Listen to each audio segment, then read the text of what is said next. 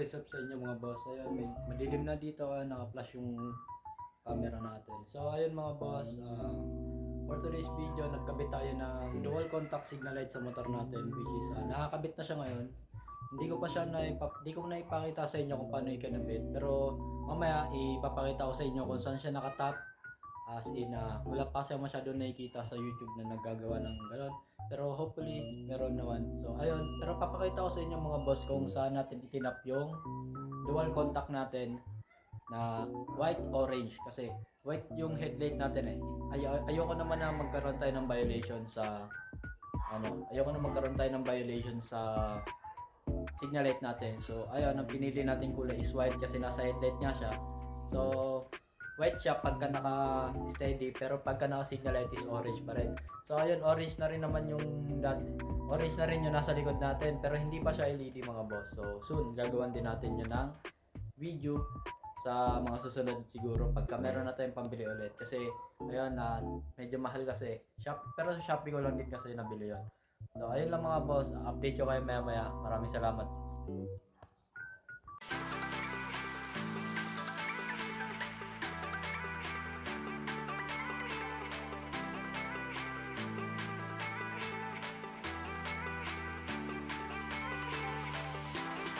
So ayan mga boss, tuturo ko na sa inyo kung paano natin naikabit itong dual contact natin. Kung nakita nyo, ayan, LED parehas yan.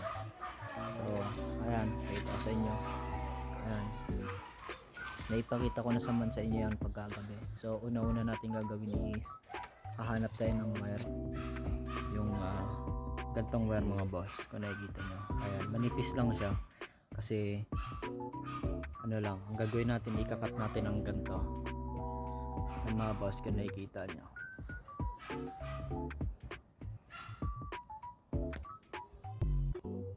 ayan mga boss, ikakat natin ang ganyan kasi dudugtong natin dyan, o dyan natin iipit yung mga wire ng dual contact mga boss. So mas maganda, mas mahaba, para hindi kayo kapusin kung sakali mong maputol yung wire, meron kayo extra. Ayan, mahaba siya mga boss dapat. Tapos syempre una-una natin gagawin, sunod natin gagawin is babaklasin natin to, itong headlight mga boss. So pakita ko sa inyo.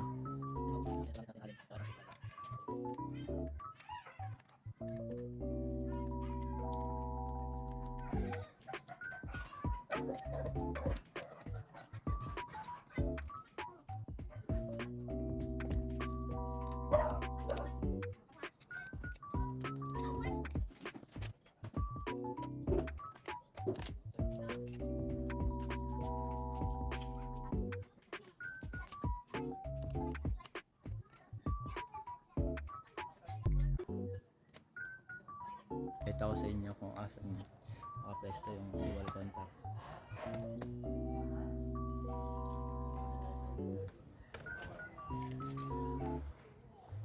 Ito siya mga boss, kung nakikita nyo. Ang pasensya na medyo malubag. Ayan, kung nakikita nyo mga boss, meron siyang pinagtapan dyan. Ito, nasa auxiliary wire siya ng ignition, para pagka binuksan ng ignition switch ay iilaw din siya agad. Pero pagka naka signal light, gagana pa rin yan mga boss. Ayan. So ganun lang kasimple mga boss, ganun lang kasimple gawin nyo kasi. Pero nasa sa inyo yan mga boss kung kayo ay magkakat dito sa auxiliary wire o magdudugtong na lang. Yun lang mga boss. So napakasimple, ganun din sa likod mga boss. So turo ko din sa inyo yan kung saan doon. So dito mga boss, kung napapansin nyo, meron tatlong wire dito, isang green, yellow, tsaka isang brown. So dito naman mga boss, yung brown yung pinaka steady nya pagka na-under sa motor ko. Ewan ko lang sa inyo kasi di ko alam, nagpalit na kasi ako ng socket nito, di ko alam kung pare-pares pa rin yung kulay, pero nasa bandang left side siya mga boss. Ayan, brown yung saan mga boss. So sa mga RS dyan na gusto mag dual contact sa likod, ganun lang din. It's either magkakat kayo dito, mga boss, kung magkakat kayo dyan, or doon sa harap, depende, pero mas maganda ikat dito kasi delikado doon sa mismong may bulb, baka magdikit yung pinaka ground niya mga boss at mag-cause pa ng sunog ka grounded. So ayun lang mga boss, maraming salamat. So ayun mga boss, ito yung kinabit natin. Ano, may tawa-tawa dito, gago. So ayun, dual contact yan. Alisin natin. Yun siya mga boss.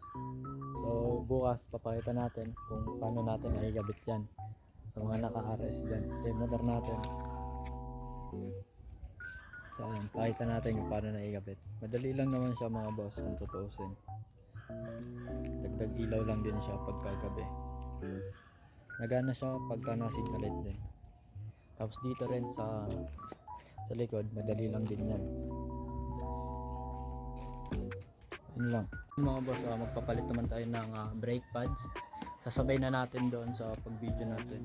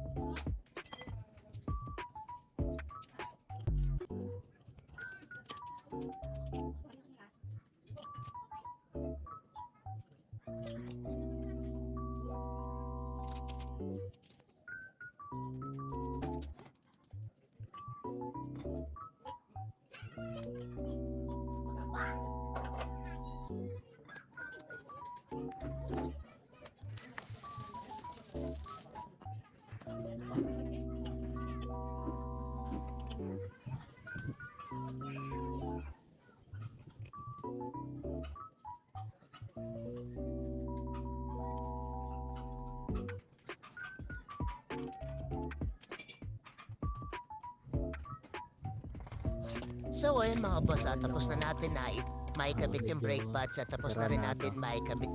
May pakita sa inyo yung dual contact na naikabit natin. So ayun tignan nyo lang mga boss doon sa video na pinaita ko din, meron naman doon mga tablet. Tapos ayan, pinapakita ko sa inyo yung aking rim na may bengkong. Ito. Baka may willing mag-sponsor mga boss. Joke lang. Tatanggapin ko po. Pero joke, mampu muna tayo dito mga boss. So, yan yung pinagpalitan natin brake pads mga boss. Pati nga pala yung disc natin dyan ay kinakain ako ng brake pads. So, ayun lang mga boss. Maraming salamat sa panonood. So, bago pala natin tapusin ng video na ito, gusto ko lang po sabihin na kung hindi ka pa nakapag-subscribe sa ating YouTube channel, huwag niyo pong kakalimutan mag-subscribe or pindutin yung subscribe button, notification bell at para lagi po tayo updated sa ating mga bagong videos mga boss. So, ayun lang. Maraming salamat sa inyong panonood at God bless you po sa inyong lahat. Ride safe po at mag-ingat po tayo lagi mga boss. Ayun lang. Maraming salamat po sa inyo.